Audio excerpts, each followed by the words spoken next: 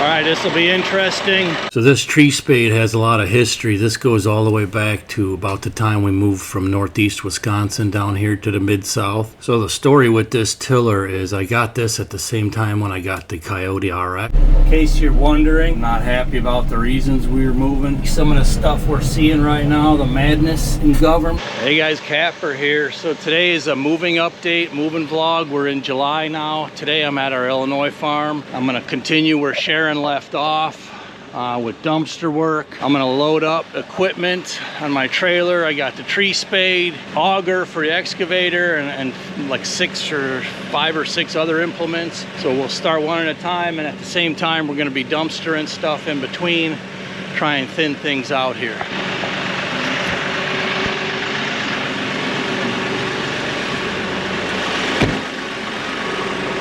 This tree spade's gonna come out. I may have to leave it on that cart, but I gotta get to it first.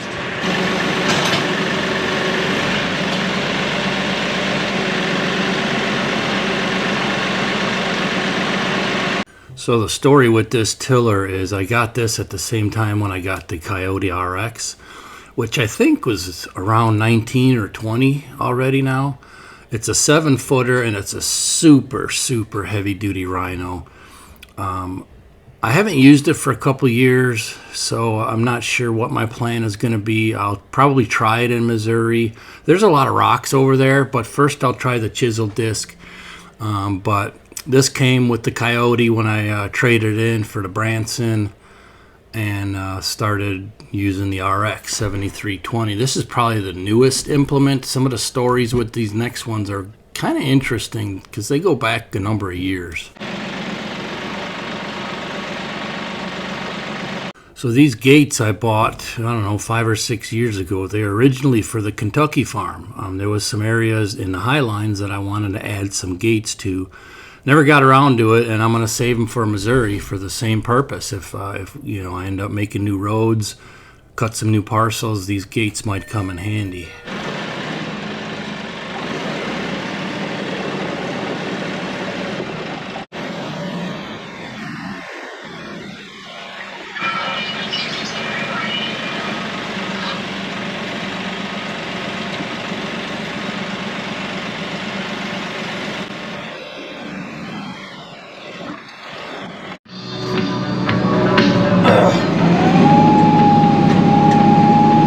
The first 2 piles, Sharon made these, are going to burn pile because they're clean. No nails or screws.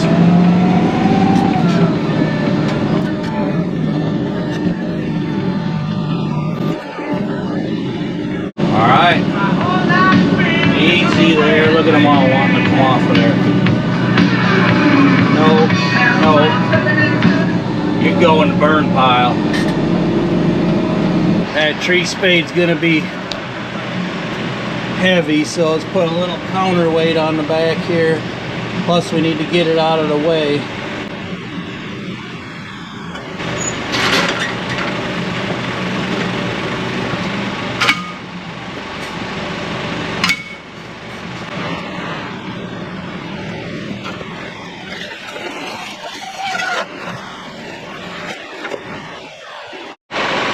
Alright, this will be interesting. I want to be able to set it down in there because I got fenders I got to go over. So see what happens.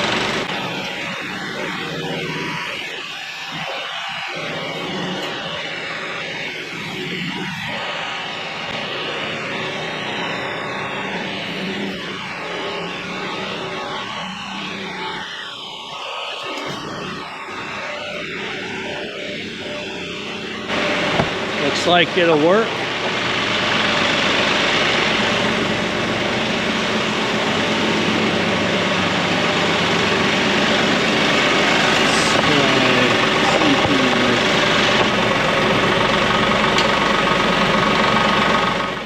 So this tree spade has a lot of history. This goes all the way back to about the time we moved from northeast Wisconsin down here to the mid-south. I always loved being in the woods and transplanting trees and that. I volunteered for a couple programs in high school and then afterwards.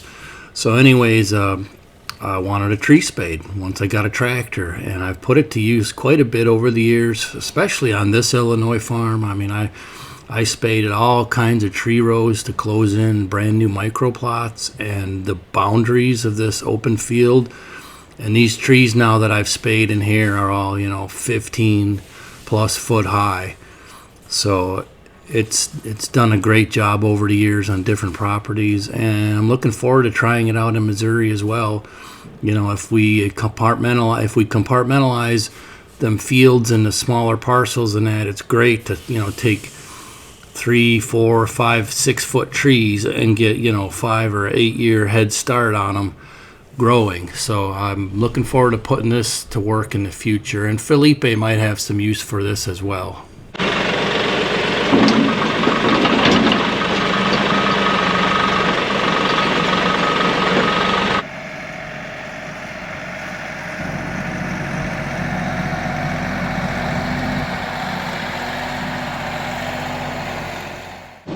Alright, next is this auger. So I took it in partial trade for something, I don't remember what. It fits a John Deere, but it's an excavator auger. But it could be fabricated to fit the Bobcat. So I took it in partial trade for, I don't even remember what I was selling.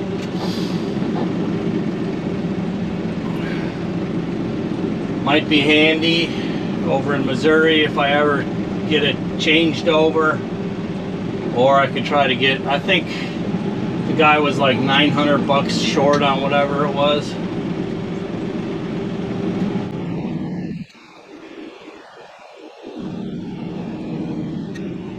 I could probably fit it in the front of the tiller, but I don't want it hanging off. I don't want too much weight on the front. So I will kind of wedge it in here next to the tree spade.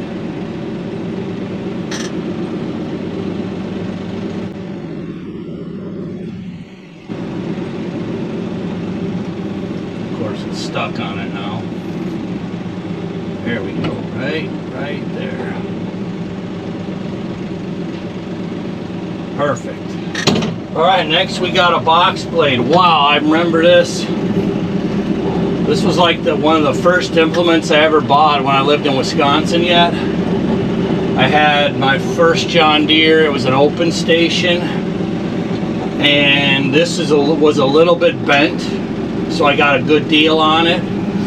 I traveled a few hours, if I remember right, and I welded it all up. When I taught myself how to weld, I welded it all up for a quick attach, and I've used it quite a few times. Matter of fact, I think I used this on project 291, and matter of fact, there was a video I never even posted of using this to build a driveway, because it was supposed to be a sponsored video by Coyote, and that kind of add some things, and you got a downtime, and when I post, I like to just get posted. So I'm like, all right, I'll just save that for later, and I never got it posted. But it was a new driveway stone on like a 30 acre piece that we had sold. So it's coming with, got a spot right for it.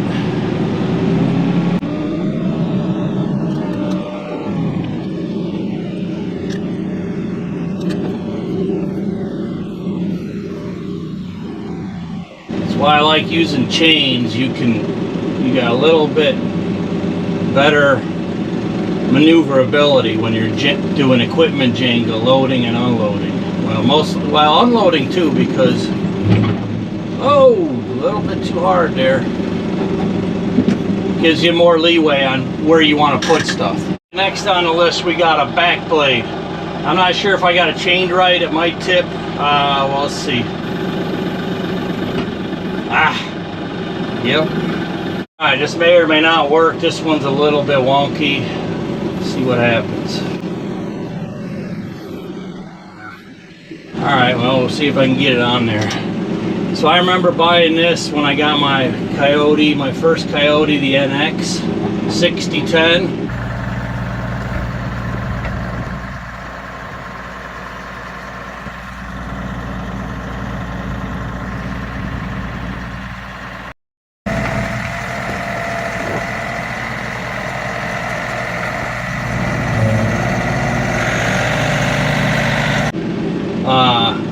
This was a heavy-duty blade that I bought with it.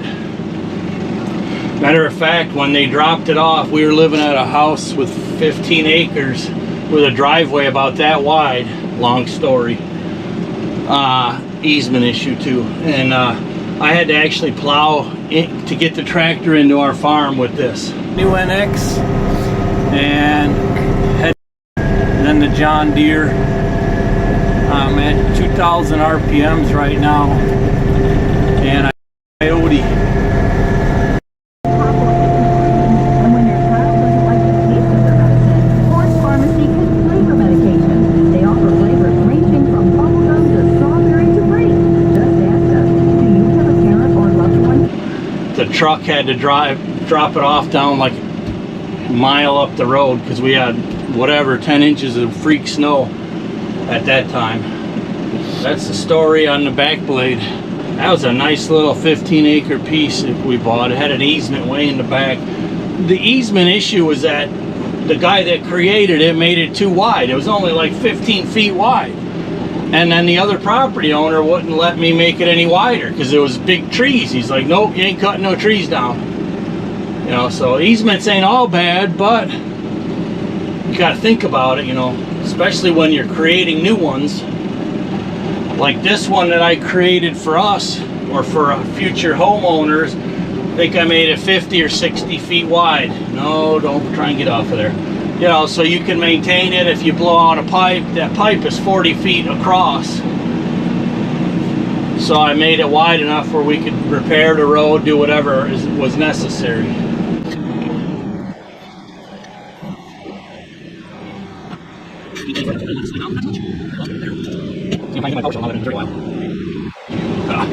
Not half bad.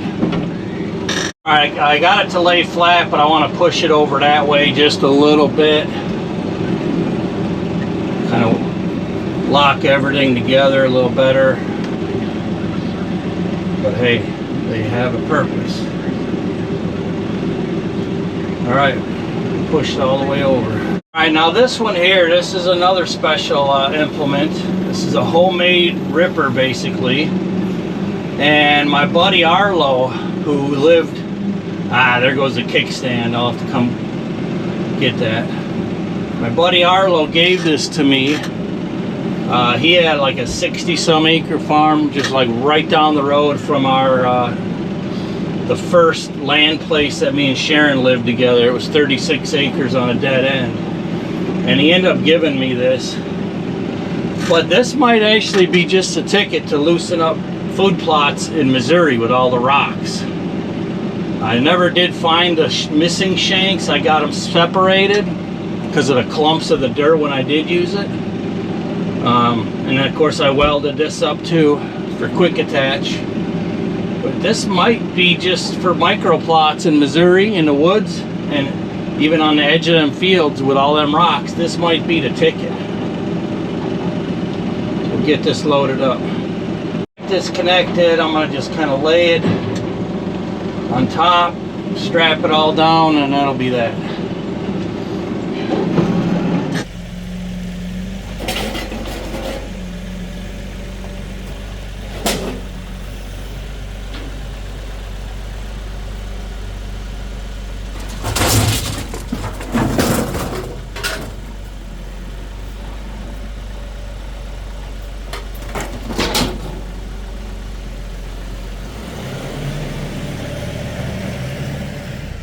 Alright, making progress in the barn and in the shop.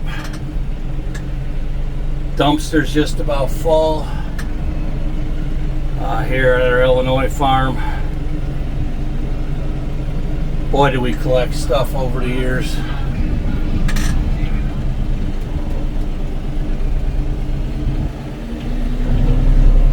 In case you're wondering, I'm I'm not happy about moving. I'm not happy about the reasons we were moving.